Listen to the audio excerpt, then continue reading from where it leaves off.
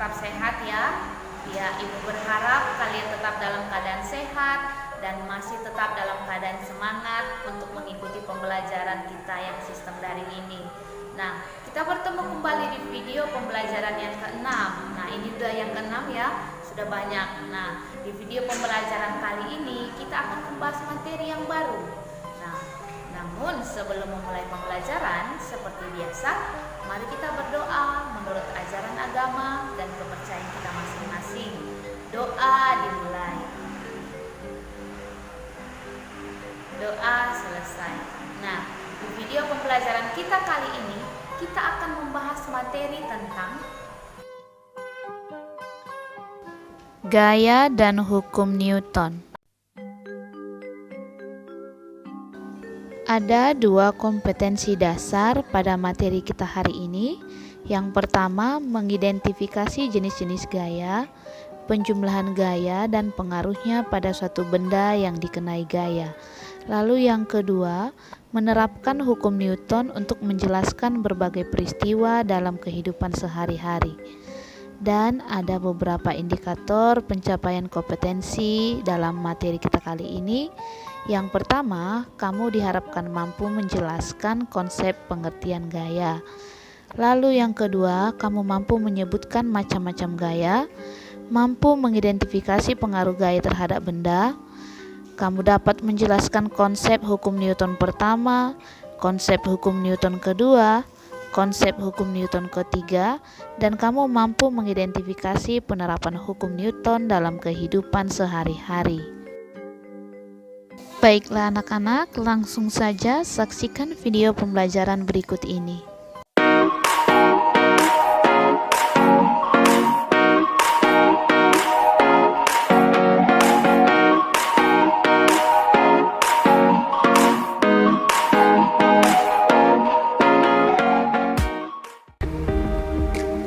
Baik anak-anak hebat, coba perhatikan beberapa hal berikut ya. Mengapa sepeda dapat bergerak setelah kalian mengayuhnya? Pernah tidak kalian berpikir tentang hal ini? Kemudian mengapa paku dapat masuk ke dalam kayu setelah dipukul? Dan apa yang terjadi pada kita jika tiba-tiba mobil direm mendadak? Nah, untuk bisa menjawab itu semua, kita harus belajar tentang gaya dan hukum Newton. Tujuan pembelajaran kita hari ini, yang pertama, menjelaskan pengertian dan jenis-jenis gaya. Yang kedua, menjelaskan penjumlahan gaya dan pengaruhnya terhadap benda. 3. Menerapkan hukum-hukum Newton untuk menyelesaikan masalah dalam kehidupan sehari-hari.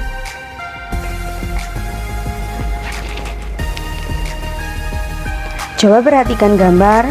Di situ ada gambar anak yang sedang menarik meja.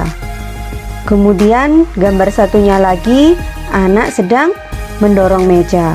Nah, tentunya dengan menarik dan mendorong meja, meja tersebut akan dapat berpindah tempat. Nah, tarikan atau dorongan yang diberikan kepada benda itu disebut dengan gaya. Simbol gaya adalah F besar. Dan satuan gaya dalam SI atau sistem internasional adalah Newton, atau sama juga dengan kilogram meter per sekon kuadrat. Apa alat untuk mengukur gaya?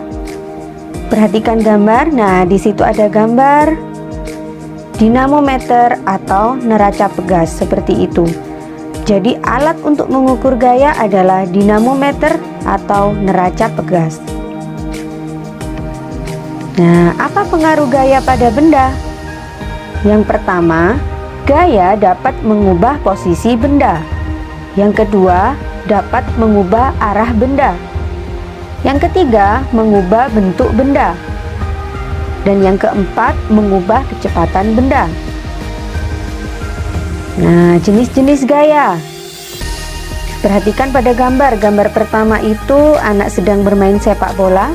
Gambar tersebut termasuk dalam gaya otot. Kemudian anak sedang bermain ketapel. Nah, ini salah satu contoh gaya pegas. Ketapelnya ya, yang menunjukkan gaya pegas. Kemudian ketika orang melakukan terjun payung. Nah, ini kenapa dia tidak jatuh langsung ke bawah? Karena ada yang namanya gaya gesek yang menghambat, sehingga orang tersebut bisa turun dengan perlahan.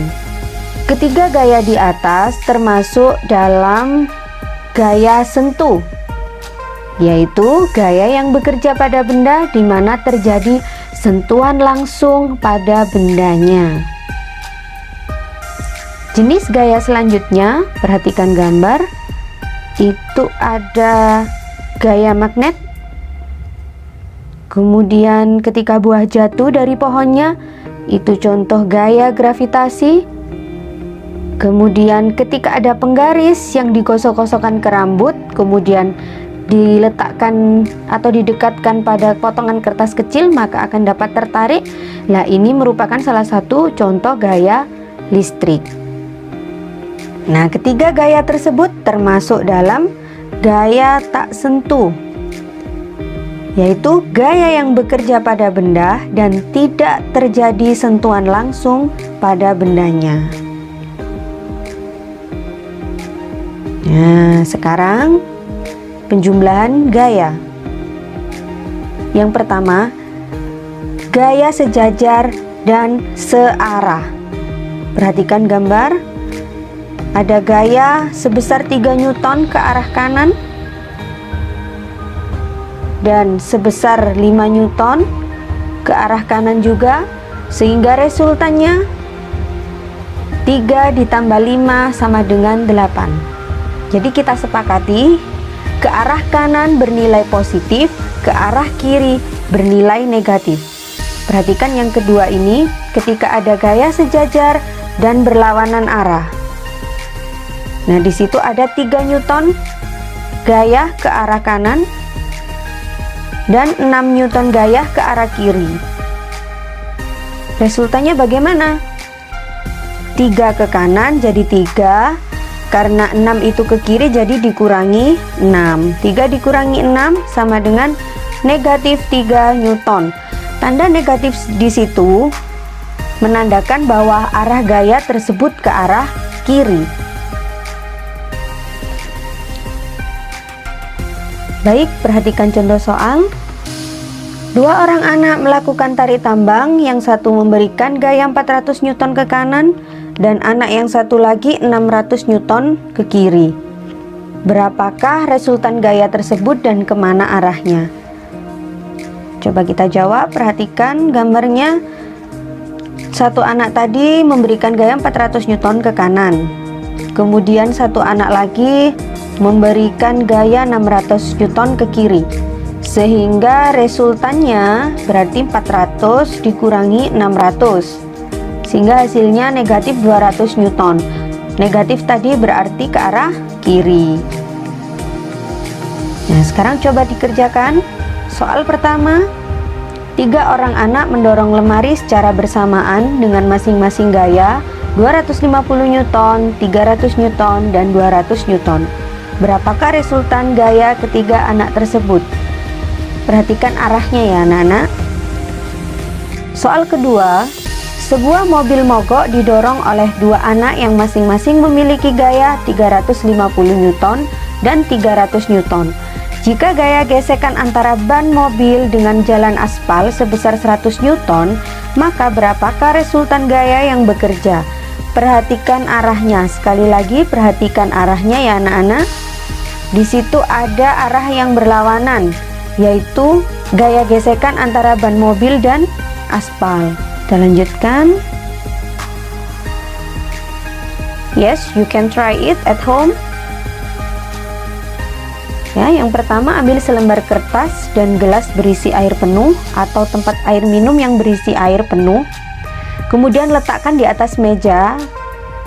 Kemudian tarik kertas dengan cepat, seperti pada gambar. Apa yang terjadi?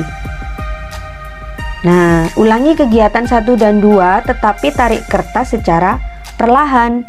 Apa yang terjadi? Mengapa terjadi demikian? Nah, kegiatan kalian tadi merupakan salah satu contoh dari hukum 1 Newton. Bagaimana pernyataan hukum 1 Newton?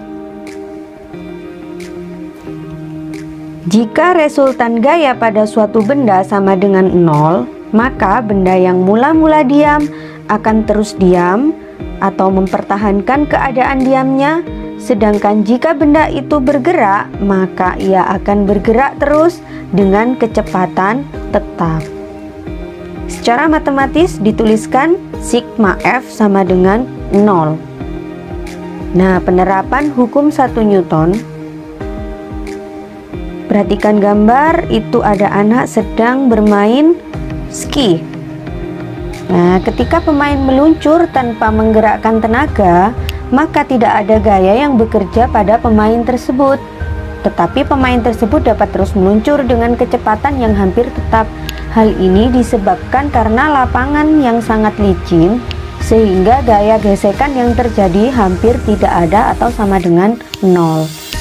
Contoh yang kedua, ketika kita naik mobil atau naik bus, kemudian direm mendadak, maka kita akan terdorong ke depan. Dan sebaliknya, ketika mobil atau bus itu digas secara mendadak, kita pun juga akan terdorong ke belakang. Nah, inilah yang dinamakan inersia atau kecenderungan mempertahankan posisi. Perhatikan ilustrasi berikut. Gambar pertama itu menunjukkan orang yang sedang mendorong mobil, 1 orang ya. Kemudian gambar kedua ada 2 orang yang sedang mendorong mobil. Manakah yang berjalan lebih cepat? Nah, kalian semua pasti akan menyimpulkan bahwa yang didorong oleh 2 orang pasti akan berjalan lebih cepat. Dari sini kita akan belajar tentang hukum 2 Newton. Pernyataan hukum 2 Newton yaitu percepatan yang ditimbulkan oleh gaya yang bekerja pada benda berbanding lurus dengan besar gayanya dan berbanding terbalik dengan massa benda. Nah, ini yang pertama, makin besar gaya yang diberikan pada benda, maka percepatannya semakin besar. Atau A sebanding dengan F. Seperti pada gambar tadi, mobil yang didorong oleh 2 orang pasti akan lebih cepat karena gayanya juga besar. Kemudian, dengan gaya yang sama diberikan pada benda dengan beban berbeda, makin besar benda, maka semakin kecil percepatannya. Bisa dilihat itu A sebanding dengan 1/m. Artinya, jika benda itu kecil, maka percepatannya besar, dan sebaliknya.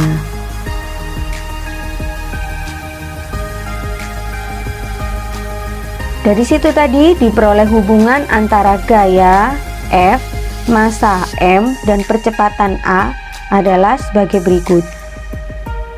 A sama dengan sigma F dibagi M. Atau bisa juga sigma F sama dengan M kali A. Mengapa di situ ada sigma? Sigma artinya penjumlahan atau jumlah gaya yang bekerja. Jika gayanya hanya 1 yang bekerja, maka sigmanya tidak perlu ditulis. Jika ada beberapa gaya yang bekerja, maka sigma perlu ditulis dan kita harus menghitung jumlah gaya yang bekerja terlebih dahulu. Nah, itu keterangannya. Sigma F itu gaya dalam satuan Newton, A itu percepatan dengan satuan meter per sekon kuadrat, dan M adalah massa benda dengan satuan kilogram. Coba perhatikan contoh soal. Sebuah benda bermassa 10 kg bergerak dengan percepatan 2 meter per sekon kuadrat. Berapakah besar gaya yang diberikan pada benda? Kita jawab, tulis dulu diketahui M sama dengan 10 kg, A sama dengan 2 meter per sekon kuadrat. Kemudian ditanya F. Jawab, masukkan ke dalam rumus, F sama dengan M kali A sama dengan 10 kali 2 dan hasilnya 20 Newton. Contoh soal berikutnya. Sebuah benda dikenakan gaya yang berlawanan arah yaitu 20 Newton dan 10 Newton, sehingga menyebabkan benda tersebut bergerak dengan percepatan tertentu. Jika massa benda 2 kg, hitung percepatan benda tersebut. Diketahui sigma F sama dengan 20 dikurangi 10 sama dengan 10 Newton. Kenapa sigma F? Karena di situ ada dua gaya yang bekerja. Karena arahnya berlawanan sehingga dikurangi. M sama dengan 2 kg.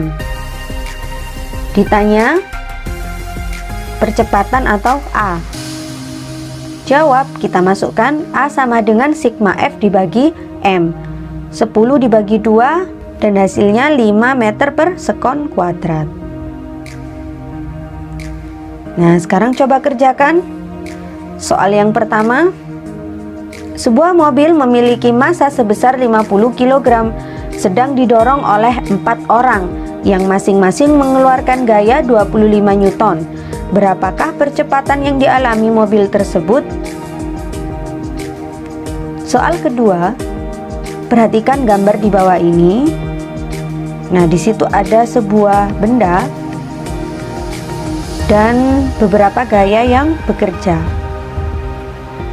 Sebuah benda dikenakan gaya seperti pada gambar di atas dan bergerak dengan mengalami percepatan 1 meter per sekon kuadrat. Berapakah massa benda tersebut? Baik, kita lanjutkan. Perhatikan ilustrasi berikut. Di situ ada orang yang sedang mendayung perahu.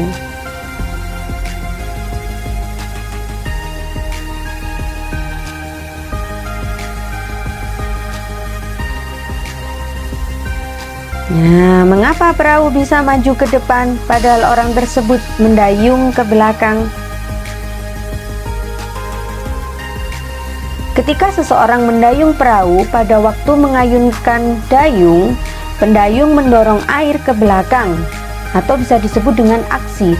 Sebagai reaksi, air memberi gaya pada dayung ke depan sehingga perahu bergerak ke depan.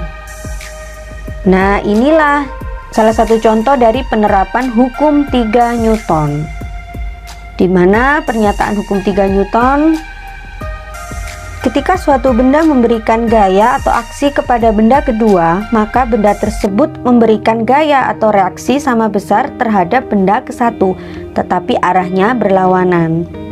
Secara matematis dapat dituliskan bahwa F aksi atau gaya aksi sama dengan min F reaksi. Tanda negatif di situ merupakan arah yang berlawanan. Baik anak-anak hebat, hari ini kita sudah belajar tentang gaya dan hukum Newton. Jangan lupa untuk mengerjakan latihan soal yang sudah ada pada video ini. Kemudian kalian dapat konsultasi kepada guru IPA kalian masing-masing. Terima kasih atas perhatiannya. Sampai jumpa di video selanjutnya. Tetap jaga kesehatan dan kebersihan.